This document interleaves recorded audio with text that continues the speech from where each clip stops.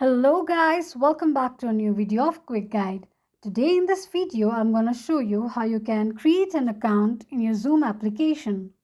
To sign up for your Zoom application, firstly open your Google search, type in Zoom sign up and make a search. The search results will be displayed on the screen. Click on the sign up link.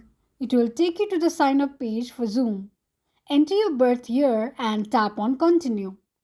On the next page, enter your email address and click on Continue.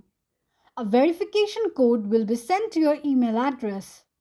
Enter the verification code and tap on Verify. To create your account, enter your full name as well as password.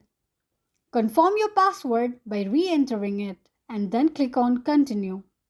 This is how you can sign up for your Zoom account quickly and easily just in few steps.